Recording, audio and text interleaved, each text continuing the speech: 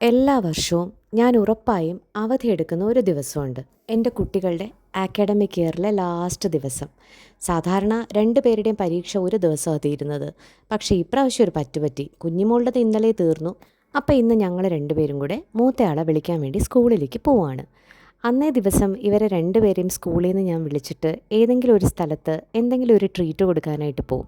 കഴിഞ്ഞ വർഷം ഈ കാര്യം പറഞ്ഞ് ഞാൻ ഓഫീസിലെ ലീവിന് അപേക്ഷിച്ചപ്പോൾ എൻ്റെ ഒരു സുപ്പീരിയർ ചോദിച്ചു, ഇതിനൊക്കെ ആരെങ്കിലും ലീവ് എടുക്കുമെന്ന്. ഇതിനേ ലീവ് എടുക്കാവൂ. നമ്മൾ എത്ര നന്നായി പ്രസൻറ്റേഷൻ ചെയ്തു, എത്ര ഫാസ്റ്റായിട്ട് ഫയല് പ്രോസസ്സ് ചെയ്തു, ഇതൊന്നും ആരുടെ ഓർമ്മയിലുണ്ടാവില്ല.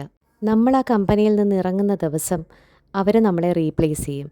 പക്ഷേ നമ്മളെ റീപ്ലേസ് ചെയ്യാൻ പറ്റാത്ത ഒരിടമേ ഉള്ളൂ, അത് ഫാമിലിയാണ്. നമ്മളെ വിശ്വസിച്ച് നമ്മൾ ആഗ്രഹിച്ച് ഈ ഭൂമിയിലേക്ക് വന്ന കുഞ്ഞുങ്ങൾക്ക് വേണ്ടി ഓർമ്മകൾ നൽകുക എന്നുള്ളതാണ് നമുക്ക് ചെയ്യാൻ പറ്റുന്ന ഏറ്റവും വലിയ കാര്യം. ഇന്ന് നമ്മൾ ചെയ്യുന്ന കാര്യങ്ങൾ നാളെ നമ്മളെ ഇതുവരെ കണ്ടിട്ടില്ലാത്ത ഒരു പരിചയമില്ലാത്ത ഒരാളോട് അവരുടെ ഓർമ്മകളായിട്ട് അവരുടെ കുട്ടിക്കാലമായിട്ട് പറയും.